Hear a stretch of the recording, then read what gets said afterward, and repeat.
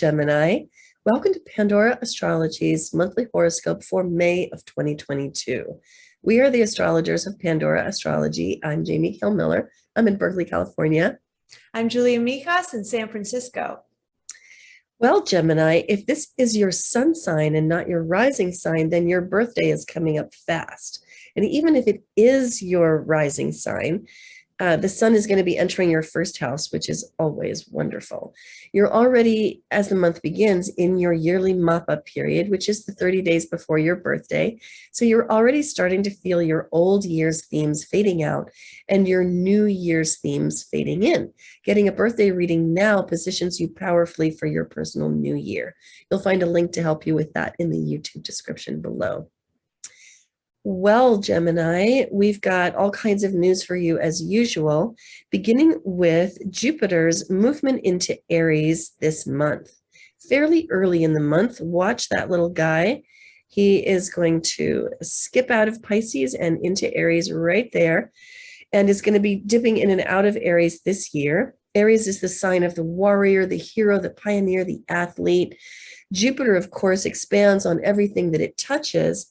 And so this is a transit that is loaded with enthusiasm, luck, opportunity, expansion, and not a little bit of drive.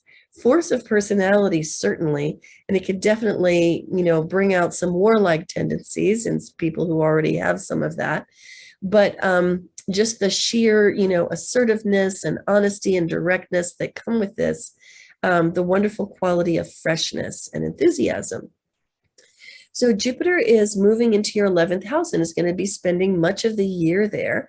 The 11th is the house of community and groups. So this is a really great year for you to find your tribe, or if you are in a field of endeavor, a work field that involves a Rolodex where a lot of the capital of your business or your work lies in the people that you know, this is a really great year for expanding that. You can find out a lot more about your Jupiter transit along with its specific timing and best ways to just squeeze all the juice out of it in a reading, and you can find a link for that in the YouTube description below.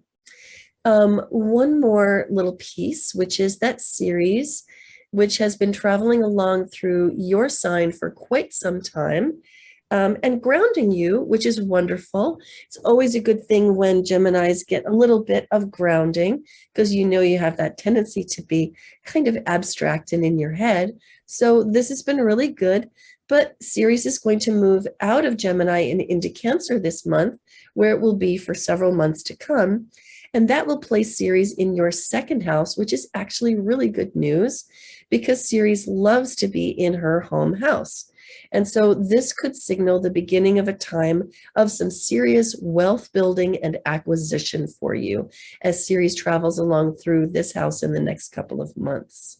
So the retentive nature of Cancer is a really great placement for the wealth building energies of Ceres. So it's a really good time for cleaning up your budget and working out any emotions that you may have that are attached to money, and setting up some really good health habits for yourself as well. The last little piece I want to throw at you is to just mention that Juno has entered Pisces.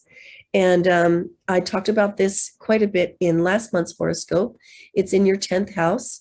And that is a house of career, so that Juno is in a lengthy time period. It's going to last for much of the rest of the year, in which schmoozing on the job is really benefited. So you can find out more about that if you check last month's horoscope, which you'll find on our YouTube channel, Pandora Astrology. Hey, Julia, I know you have news about Mercury and Venus and Mars. And Mercury is, of course, a favorite of the Geminis of the world, but they might not be so happy with your actual news. Yes. Well, hey there, Gemini. Mercury is the planet that rules you. It's the planet of communication and mentation, all things that are kind of central to your life. And Mercury is in your sign of Gemini, which means that Mercury is in your first house.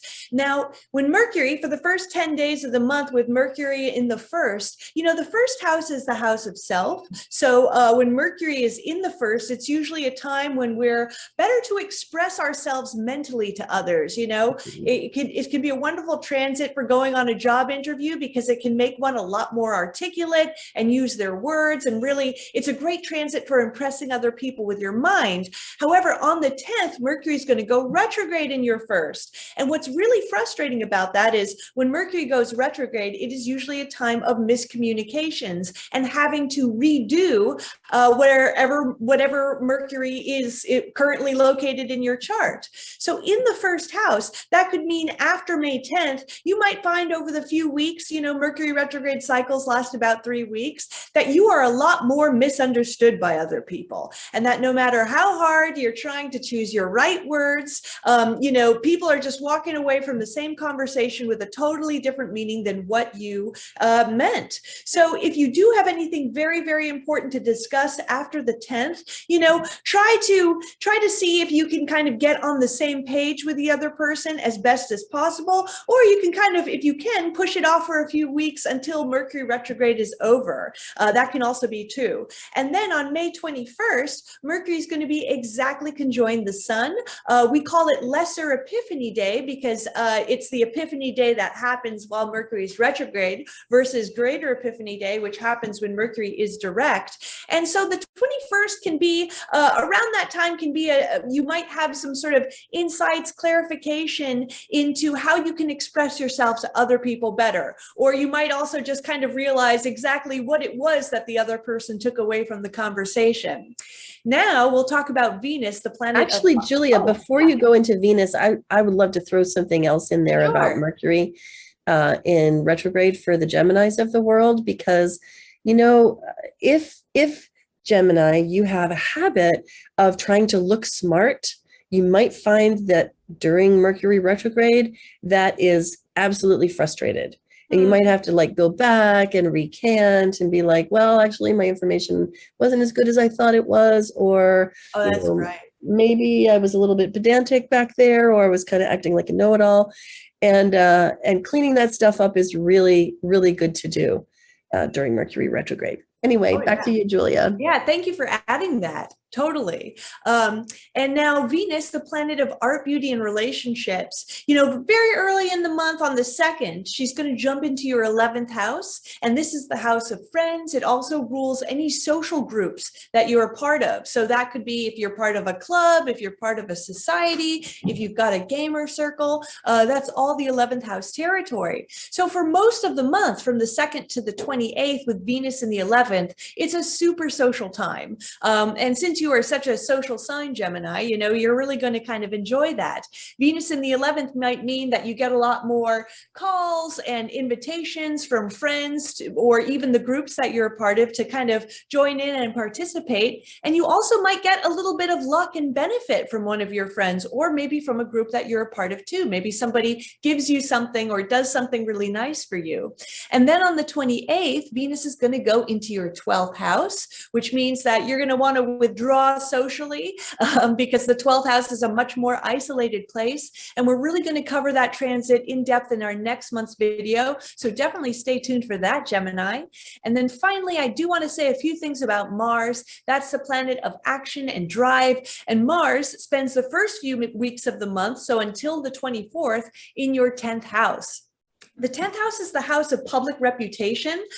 So, just kind of how you're sort of known, by other people. It's also the house of authority figures, and it rules your career. So with Mars in the 10th, you might find, Mars is a little bit of a conflict prone, also a little bit of a competitive planet. Maybe you feel like people are being a bit competitive with your reputation. Maybe there's a little bit of gossip going around or something like that, but there might be some frustrations to what you consider your reputation. And since the 10th also rules authority figures, so the people in your life who tell you what to do, whether that's a boss, whether that's a teacher, you might also find that you're not seeing eye to eye with them as easily, and maybe running into a few more conflicts than usual. But Mars in the 10th is a wonderful transit for getting a lot of work done, because Mars is a planet of action. So just throw yourself at your job, get a lot done, and that can be a very constructive use of that time. And then May 24th, Mars goes into your 11th house. We know Venus was in there for most of the month, bringing a little bit of luck and pleasure with your friendship circles. Now when Mars moves into the 11th, that's going to be a different change in energy. You might also find that you're running into some more frustrations and conflicts with your friends. And maybe because Mars is so competitive, maybe friends or even groups you're a part of are being a little bit competitive with you as well. But again, Mars, since it likes a lot of action and activity, the best way to sort of handle Mars in the 11th is to try to get involved in a big group project where you guys can just kind of get your energy out together. So maybe, invite some friends over, do some crafting or bake a cake together, but try to get the group together for a common cause. And you can really enjoy a lot of the benefits of that transit too. Mm-hmm. Well, I want to tell you about a couple of moons that are going on. The first one is a full moon in Scorpio happening in your 6th house. And it's also an eclipse. It's a lunar eclipse. And lunar eclipses have a tendency to be pretty emotional. And then that's sort of doubled or intensified by the fact that this is also a moon in Scorpio. Either of those two factors would make this an intense moon. And this one lands in your 6th house, which is a house of work, health, service, and personal organization.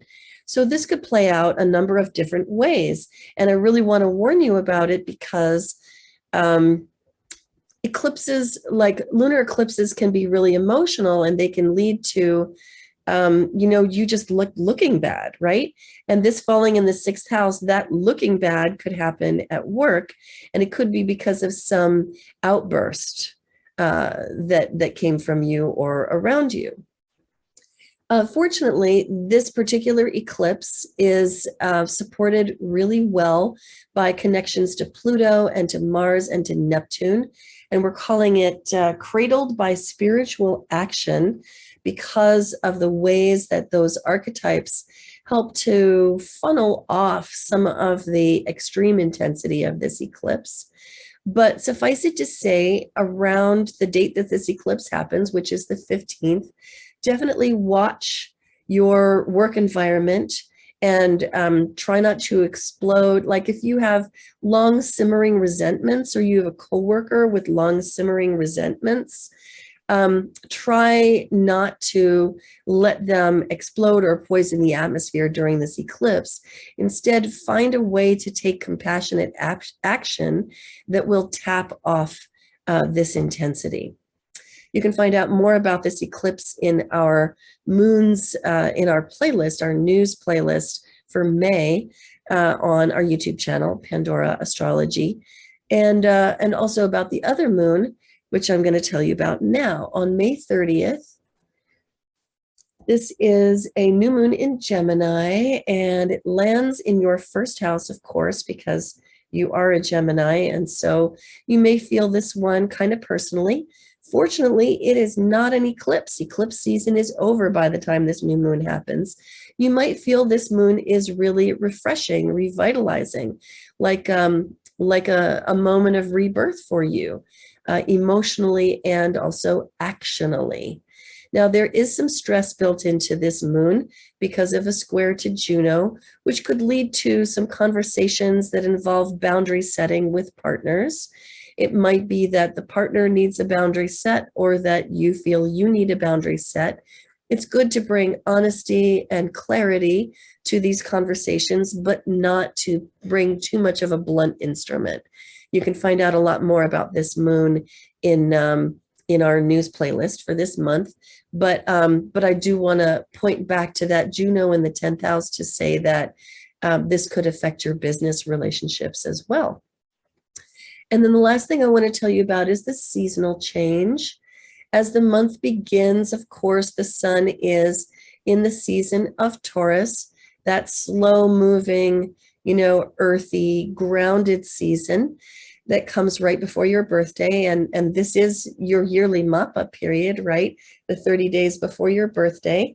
And then the sun moves into your sign. And what a wonderful feeling around May 21st when the sun moves into this season, and you feel that things just become so much lighter, and you begin to enjoy that stimulation that you love so much and feel like you are free to, speak and communicate and research and spread ideas around in the ways that you love to do. Of course, that is impacted by Mercury retrograde, which is going to make this season of Gemini this year a little bit more difficult than it maybe has to be. But overall, I would say that, getting a little well-earned attention on yourself in your birthday month is always a good idea. Well, Gemini, hope you enjoyed this horoscope video just for you. You can always find your horoscopes on our website, pandoraastrology.com, in the horoscopes tab. Pandora Astrology has 2 A's in the middle of it. And you can find the news of the month on our forecast page with news about Jupiter moving into Aries and the moons and other great stuff. And if you want a reading based on anything that you heard here, and your birthday is the best time to get a reading all year, check out our services tab, which is actually, it's called readings. And we offer classes as well. Until next time, we'll see you around the cosmos. Bye-bye. Bye.